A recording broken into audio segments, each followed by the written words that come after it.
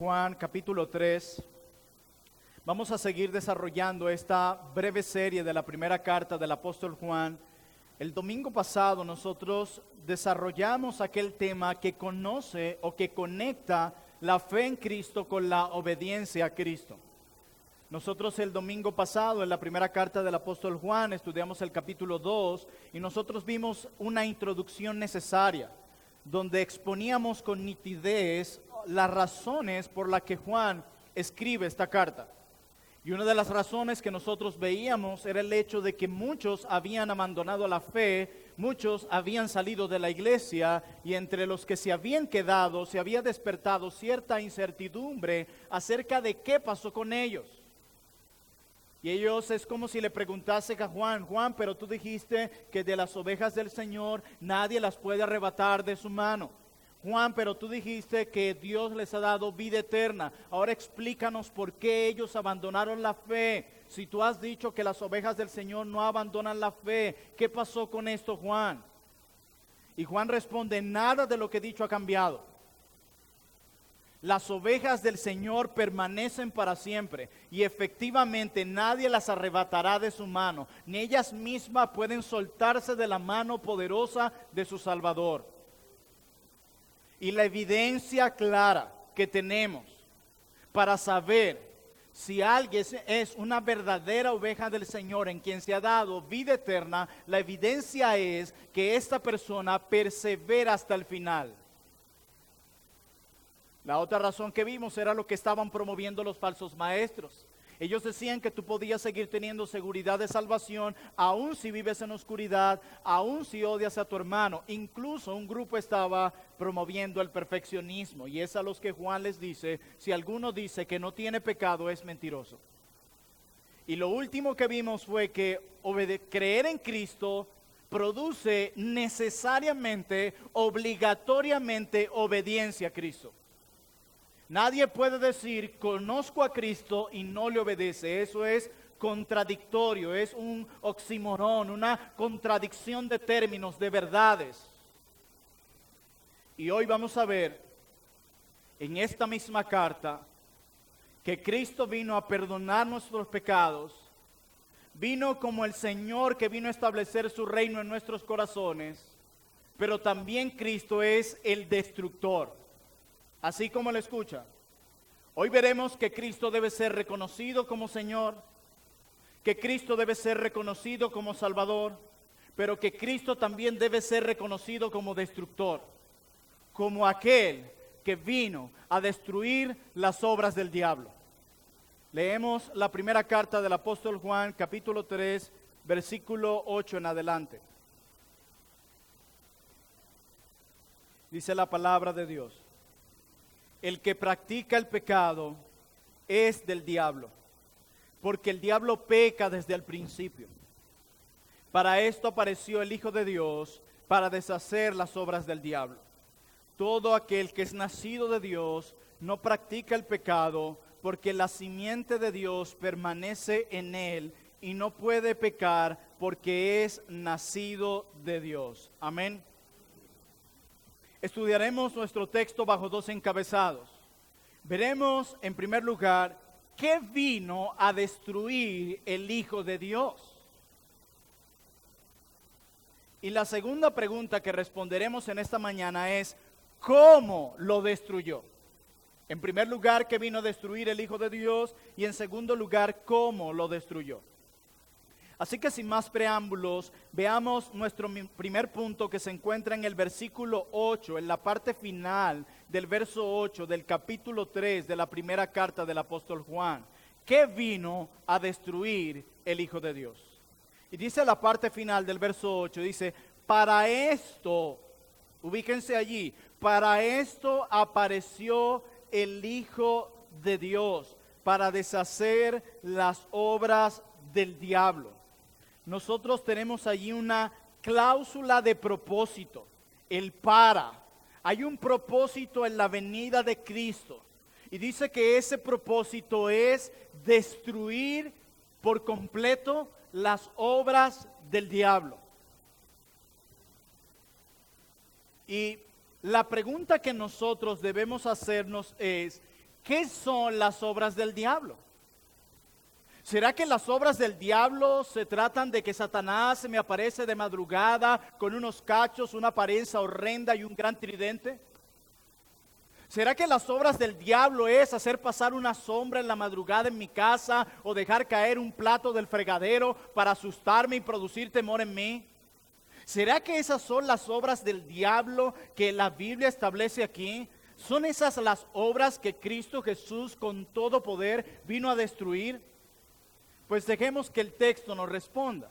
Y para esto tenemos que leer el verso 8 y 9 y encontrar un énfasis y así saber qué es lo que se refiere a nuestro texto. Leamos de nuevo.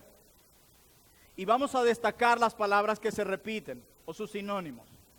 Y dice el verso 8, el que practica el pecado es del diablo. Porque el diablo, aquí está de nuevo la palabra, peca desde el principio. Para esto apareció el Hijo de Dios para deshacer las obras del diablo. Todo aquel que es nacido de Dios no practica, de nuevo aquí está la palabra, el pecado. Porque la simiente de Dios permanece en él y no puede, de nuevo la palabra, pecar, porque es nacido de Dios. Así que debido al énfasis que tenemos en estos dos versículos, la respuesta a la pregunta de cuáles son las obras del diablo, la respuesta es el pecado. Esas son las obras de Satanás. Es eso lo que Cristo con poder vino a destruir. Miren, hermanos y amigos presentes aquí. Satanás constantemente nos tienta a pecar. Y cada uno es seducido conforme a su concupiscencia. Pero hay algo que ustedes deben saber. Satanás nos tienta a pecar. Y cuando tú pecas, el trabajo de Satanás se realiza. ¿Escuchaste eso? Satanás nos tienta a pecar. Y cuando tú pecas, cuando tú cedes al pecado, el trabajo de Satanás se realiza. Esa es su meta. Que tanto tú como yo abandonemos la fe. Él no quiere otra cosa. Él no quiere asustarte de madrugada, ni con sombras, ni moviendo cosas en tu casa. Él quiere que abandones la fe. Él quiere que te apartes de ella. Él quiere que cedas a las ofertas temporales y seductoras del pecado. Y cuando tú cedes a dichas tentaciones, sin importar el pecado que sea, el trabajo de Satanás se realiza. Y Juan define muy bien el pecado, y lo vimos en nuestro primer sermón de la primera carta del apóstol Juan, en el verso 4 de este primer capítulo, cuando Juan dice, todo aquel que comete pecado infringe también la ley, porque el pecado es, aquí está una definición, es infracción de la ley. Y quiero aclarar que cuando Juan habla aquí de la ley, no está hablando de la Constitución Bolivariana de Venezuela. Juan está hablando de la ley de nuestro soberano Dios, de su verdad, de su palabra, de sus preceptos, de sus mandamientos, de su sabiduría plasmada en cada uno de estos textos. El pecado es anarquía. El pecado es una infracción a la ley divina. Y esa anarquía, ¿cómo luce en la acción o en la práctica? Pues la anarquía del pecado dice algo como esto. Dios puede exigir eso, pero yo no lo quiero. Dios puede pedirme eso, pero yo no lo voy a hacer. Dios promete eso si yo no peco. Dios promete eso si yo confío en Él, pero yo no quiero eso que Él promete. ¿Vieron cómo luce la anarquía? O sea, en pocas palabras, la anarquía se opone al gobierno de Dios en nuestras vidas. El pecado es una resistencia a ser gobernados por Dios. Hoy es eso lo que vemos en muchas canciones. En estos días estaba en un lugar con mi esposa y había una canción de fondo que decía: a mí no me digan nada, yo quiero vivir como se me da la gana. Ese es el grito de toda nuestra sociedad. Por eso aborrecen a Dios, no porque no existan evidencias, valga la redundancia, de que Dios existe, sino porque el reconocer que Dios existe demanda una sumisión a ese Dios que tú reconoces que existe. Entonces, para no obedecer a este Dios, prefiero admitir que no existe Dios. Porque reconocerlo implica obedecerlo. Por eso el problema de nuestra sociedad no es intelectual, es moral. Cada vez que cedemos al pecado, estamos infringiendo la ley y cometiendo anarquía, resistiéndonos a que Dios gobierne cada aspecto de mi vida. Es esa la promesa que Satanás le hizo a Adán y Eva en el Edén. Más bien, si comes de ese fruto, seréis como Dios. Y esa es la batalla de nosotros constante. Queremos ser nuestro propio Dios. Queremos establecer nuestras propias leyes. Nosotros incluso muchas veces creemos que tenemos mejores ideas que las de Dios. Mira, yo estoy pasando por esta prueba, Señor, pero yo he tomado la decisión de no ir a la iglesia hoy, aunque tú digas que tenga que hacerlo. A mí me parece que es más sabio quedarme la casa. Por eso es tan terrible, porque te impones por encima de las ideas y preceptos de Dios, poniéndote tú como más sabio que Él.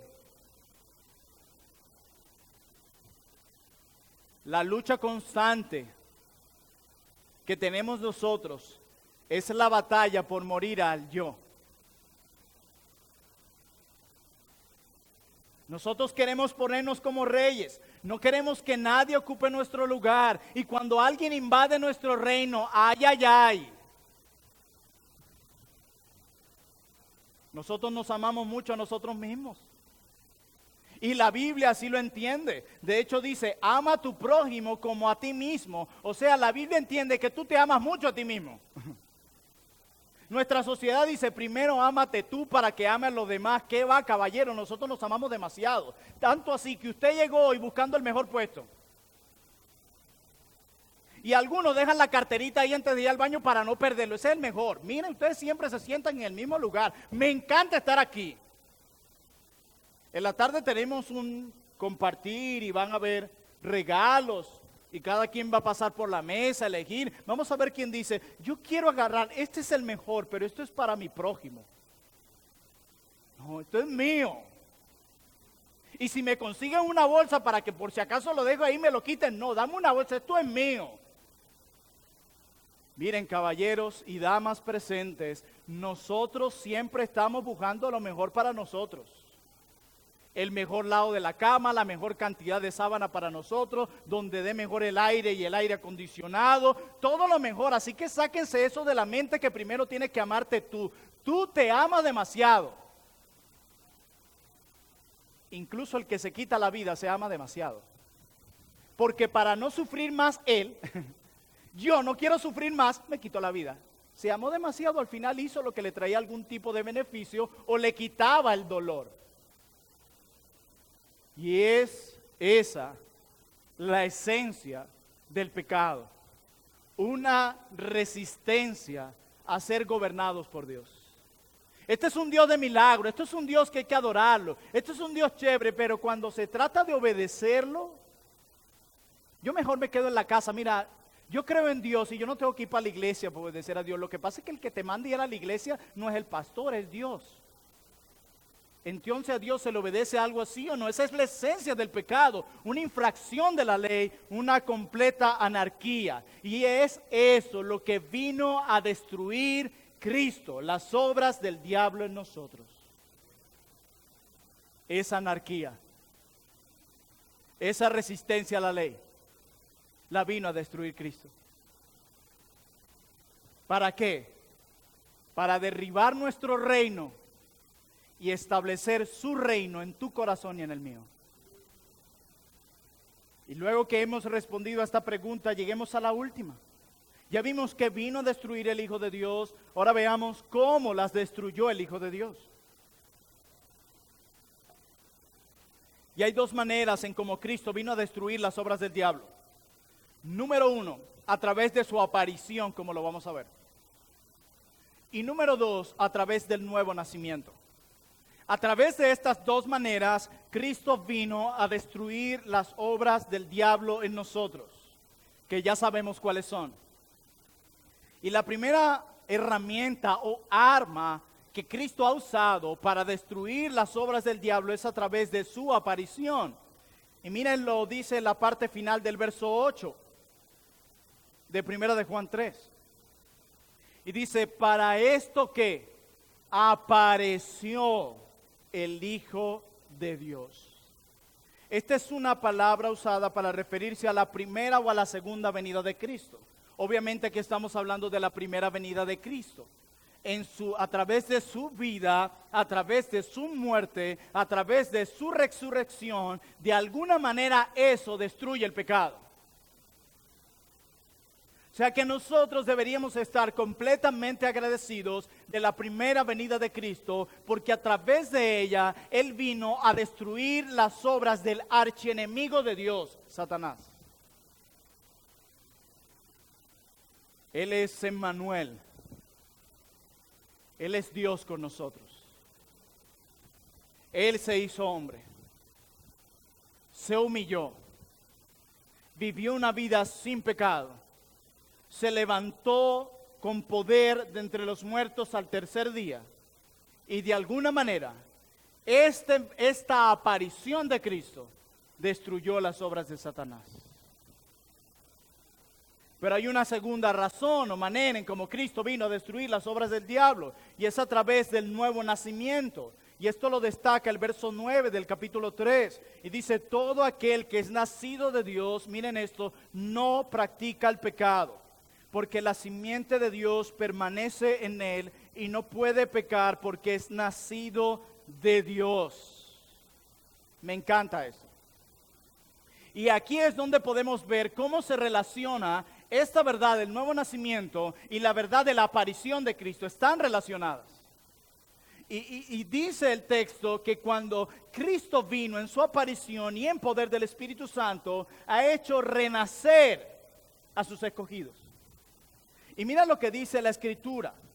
Dice, la razón por la que nosotros no pecamos es porque hemos nacido de Dios.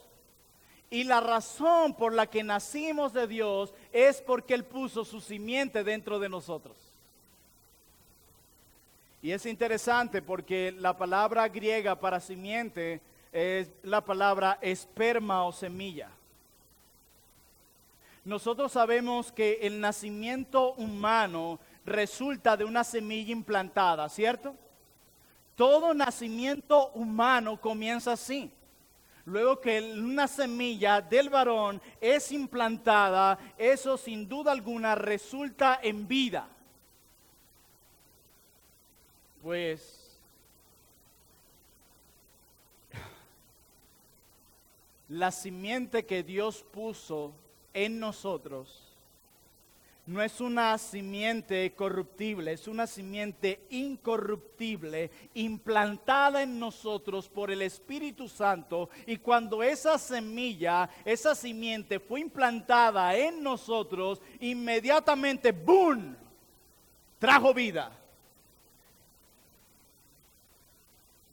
Y ustedes saben que en todo nacimiento humano, cuando la simiente o la semilla del varón es implantada, esa criatura, ese bebé que tiene vida, no solamente al implantarse esa semilla, ese esperma produce vida en un humano, sino que ese humano que se forma en el vientre comienza a adquirir cualidades de su padre. Juan está diciendo que la razón por la que nosotros ya no pecamos es porque la simiente de Dios nos impartió vida, y al ser la simiente de Dios, sus hijos adquieren cualidades del carácter de su Padre. Y Dios es todo lo contrario al pecado. Por lo tanto, el Hijo de Dios adquiere cualidades del carácter de Dios Padre, quien puso su simiente dentro de nosotros. Cuando yo estaba pequeño, era muy común en el pueblo donde yo nací, por ser un pueblo pequeño, prácticamente todo el mundo se conocía. Y cuando yo iba a un lugar solo con mi madre, la gente decía, ese sin duda alguna es hijo de Plinio. O a veces cuando me enviaban a la tienda a hacer un mandado solo, el de la tienda decía, tú eres hijo de Plinio, ¿verdad? Decía, ¿cómo sabes? Es que eres igualito a él. De hecho, yo debería preocuparme si no me pareciera a él. ¿Pero por qué? Porque entendemos que debido a esa semilla implantada, adquieres cualidades de tu Padre. Y es eso lo que debe suceder en el cristiano. Si la simiente de Dios mora en él, la gente debe vernos y decirle, tú eres hijo de Dios, ¿cierto? ¿Por qué? Porque es que en tu manera de actuar te pareces a él.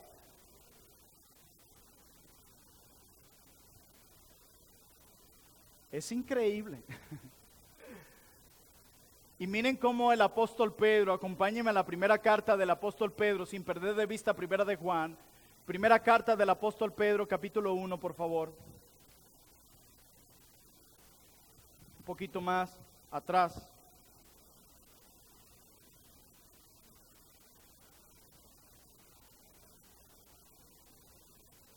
Primera carta del apóstol Pedro, capítulo 1. Y vamos a ver qué fue lo que Dios usó para implantar eso en nosotros. ¿Cuál es esa semilla? Dice Primera de Pedro, capítulo 1, versículos 23 al 25. Siendo renacidos, hablando de los creyentes, siendo renacidos, no de simiente corruptible, como yo con mi padre físico, sino de incorruptible. ¿Y cuál es esa simiente? Por la palabra de Dios que vive y permanece para siempre. Amén. O sea, Dios puede usar esta palabra hoy para impartir vida a los que están muertos espiritualmente. Dios usó una palabra hace años para implantar su semilla dentro de ti e impartirte vida para que pudieras arrepentirte y creer en Él. Porque los muertos no creen, los muertos no pueden hacer nada por sí solos. Por eso no podías creer si primero no nacías de nuevo, si Él no imparte vida en ti. Se requiere nacer de nuevo. ¿Recuerdan a Lázaro? El amigo de Jesús. Estuvo enfermo y luego muere. Y dice el texto, acércate. Tiene 3 días y ya lleve. ¿Has leído eso en Juan? 3 días. Y Lázaro es día. ¿Cuántos años duraste tú muerto espiritualmente? Qué olor tan putrefacto ante la presencia de Dios. Y así como Lázaro no podía levantarse por sí mismo de la tumba, tú y yo no podíamos levantarnos por sí mismos de la tumba espiritual hasta que Cristo dijo, Plinio, sal de ahí. Y con mis vendas todavía puestas, sin poder caminar, me levanté y luego que Él impartió el nuevo nacimiento en mi vida, pude ver la belleza de Cristo y lo horrendo que es el pecado. Antes no. Es así como Él lo hizo, apareciendo y dándonos el nuevo nacimiento. Y Él dice que todo aquel que ha nacido de nuevo, todo aquel en quien la simiente de Dios ha sido puesta, no peca. Y ahora la pregunta es, ¿está hablando Juan de perfeccionismo aquí? Pues podemos concluirlo por dos razones. Número uno, por el contexto de la carta. Número dos, por el verbo que usa Juan. Juan dice en el capítulo 1 que el que dice que no tiene pecado es un mentiroso. ¿Quién puede pararse aquí y decir que no ha pecado? Nadie. Solamente Jesucristo puede pararse de nosotros y decirnos eso. Y nadie puede cuestionarlos. Ni los judíos de su tiempo pudieron hacerlo. Pero nosotros no podemos hacer eso. La palabra clave, ahora en segundo punto, es el verbo que usa Juan en su primera carta. En el primer porción del verso 8 dice, el que practica el pecado es del diablo. Es una acción de presente continuo. Está hablando, la idea es que no puede persistir en pecar. Lo que está hablando aquí Juan es de un estilo de vida de pecado. Ahora bien, ¿cómo sé yo que no encajo allí? Porque aquel que no practica el pecado, número uno, odia el pecado. Porque en el nuevo nacimiento Dios le ha dado nuevos deseos, nuevos pensamientos, nueva voluntad. Pero en segundo lugar, tú sabes que no estás practicando el pecado si ese pecado que odias lo confiesas delante de Dios, viendo tu pecado como Dios lo ve, como algo horrendo y detestable, sin justificarlo, sin buscar culpables. Pero en tercer lugar, tú puedes saber que no estás practicando el pecado si luchas contra el pecado hasta matarlo. Si tú estás aquí y quizás pensaste, bueno, el pastor dijo un estilo de vida, yo no encajo ahí.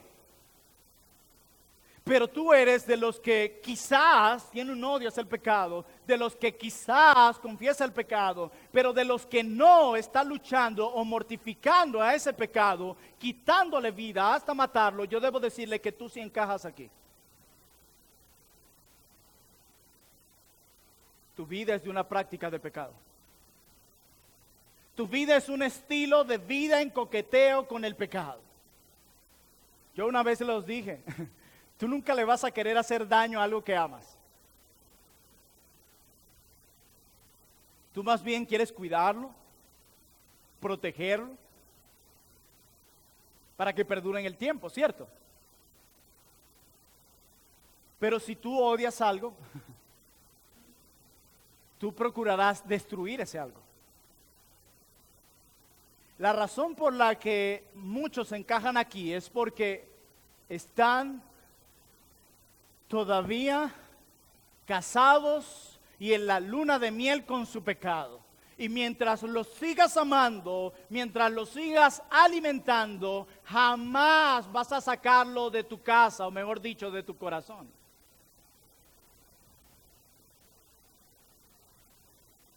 El que no practica el pecado, odia el pecado, confiesa el pecado y lucha con el pecado. ¿Saben qué? Cristo, en un sentido, no está satisfecho con la obra que está haciendo en nosotros. Y noten la palabra que usé, que está haciendo en nosotros. ¿Saben por qué no está satisfecho Cristo? Porque todavía la obra que Él está haciendo en nosotros no ha sido perfeccionada. Y Cristo no estará satisfecho hasta que cada uno de sus hijos llegue a la glorificación. Y yo no sé si tú eres de los que, bueno, ya abandoné ese pecado, yo me siento tranquilo, ya estoy satisfecho en mi obra santificadora, esto ha sido tranquilo, etcétera. Yo debo decirlo que ni tú ni yo deberíamos tampoco estar satisfechos con la obra de santificación hasta que ésta sea culminada. No te conformes con así estoy bien. No te conformes con déjeme así. Procura más, procura más, procura más, hasta que la obra sea completada en ti. Eso es un verdadero creyente que ha nacido de nuevo y en quien la simiente de Dios mora en él.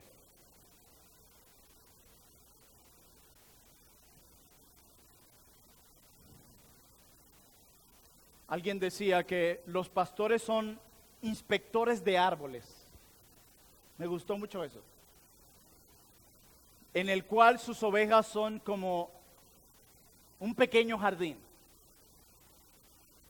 Y el pastor va por cada uno de esos árboles, evaluando a ver cuál tiene fruto y cuál no. Cuál está creciendo en su fruto, cuál se secó. ¿Y saben para qué sirve un árbol seco? Un árbol seco. Para cortarse y echarse en la candela. ¿Y saben quién lo dijo así? Jesús. Árbol que no da fruto será cortado y echado en el fuego. Porque en aquel en quien la simiente de Dios permanece, escuchen esto y no lo olviden, lleva mucho fruto. Así que preocúpate si en este jardín tú eres un árbol seco. Preocúpate si en este jardín tú eres un árbol que da fruticas que ni siquiera terminan de desarrollarse, que no sirven para nada.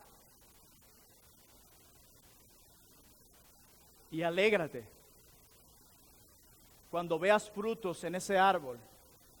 No importa que el crecimiento sea lento, con tal que sea crecimiento.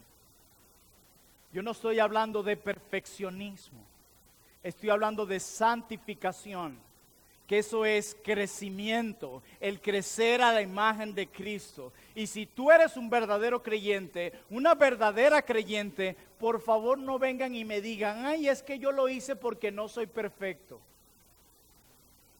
¿Por qué decimos eso de entrada? Si la Biblia no avala ese perfeccionismo.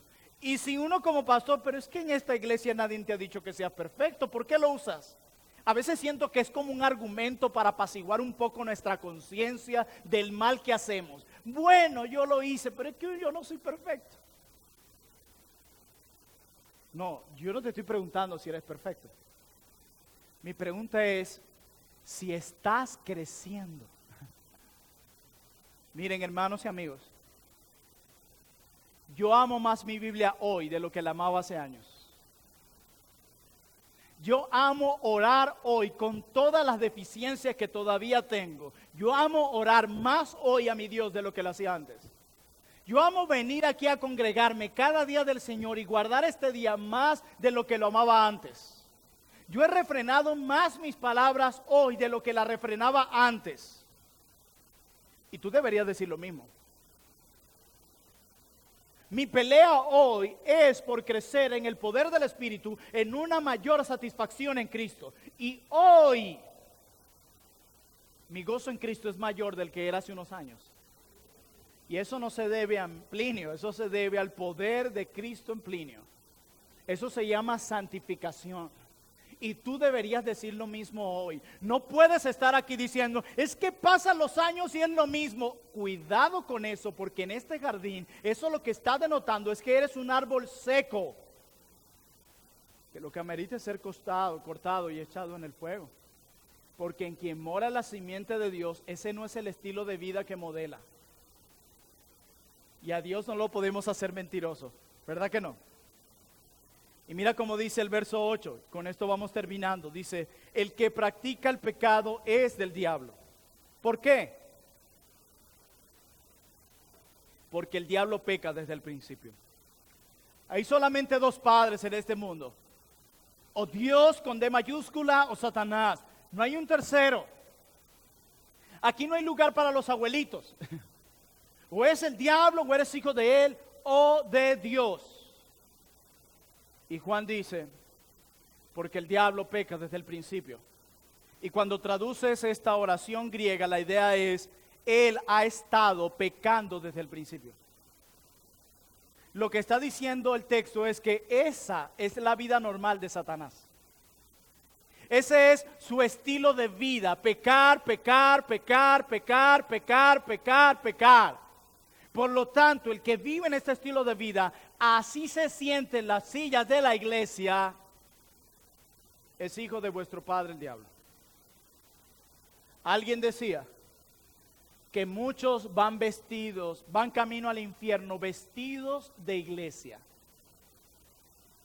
En la lista de miembros incluso, van hacia allá. Y lamentablemente, el jardín en la iglesia local, aquí en esta tierra, está mezclado entre árboles secos y frondosos. Lo que sí le garantizo es que un día llegará el labrador y vendrá a cortarlo y echarlo en el fuego. La verdadera identidad se reflejará. Y ahí es donde se nos hará un examen de ADN y se nos dirá, Dios no es tu padre, mentiroso. Y otros pasarán positivo este examen, porque la simiente de Dios está en ellos. Amén. Y ustedes dirán, bueno, pastor, usted dice que se requiere el nuevo nacimiento. Ahora pregunto, ¿qué tengo que hacer para nacer de nuevo? Pues lo mismo que un bebé tiene que hacer para salir del vientre de su madre. ¿Saben qué? Nada.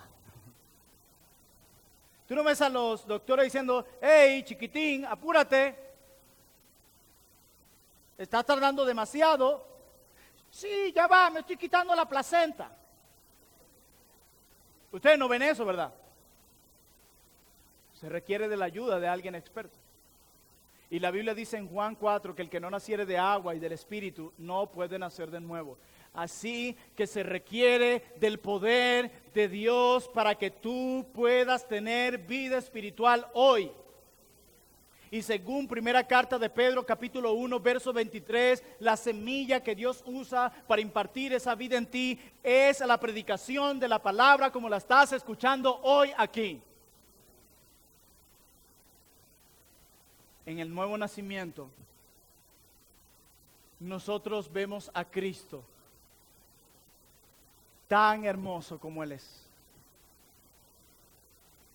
Ese es en ese momento en el que Dios nos imparte vida espiritual, en el que podemos ver la belleza de Jesús, la grandeza de Dios, la hermosura de su Hijo. Es en el nuevo nacimiento que tú puedes ver a Cristo como Él es. Y es en el nuevo nacimiento cuando Dios imparte vida en el alma del pecador, que puedes ver el pecado como horroroso. Antes no. Y aunque muchos parezcan tener vida, si no nacen de nuevo, son como una especie de zombies. ¿Han visto a los zombies?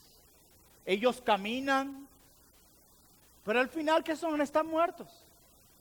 Así muchos caminan, ven, pero espiritualmente están muertos. No ven a Cristo como hermoso, no ven a Cristo como glorioso, ni al pecado como horroroso. Por lo tanto, si ese es tu caso, tú necesitas nacer de nuevo. Y para eso requiere que reconozcas tu impotencia y reconocer hoy que solo Dios puede salvarte. O salir de aquí, seguir tu vida y que esto sea algo lindo que aprendí en la iglesia, pero que al final de cuentas no traerá ningún fruto para tu alma. Y yo en el nuevo nacimiento, por la obra de Dios, he podido ver la belleza de Cristo y cada día estoy más satisfecho en Él. Y mi oración es que los que están aquí que no le conocen puedan nacer de nuevo, ver la hermosura de Cristo y estar satisfechos en Él. Así que hermanos y amigos, Cristo destruye las obras del diablo, muriendo y otorgando el nuevo nacimiento. Que el Señor nos conceda en su poder nacer de nuevo. Y aquellos que han nacido de nuevo entiendan que si la simiente de Dios mora en ti, Tu estilo de vida no es el pecado. Ahora lo odias, lo confiesas y comienzas una lucha contra él hasta que muera. Oremos.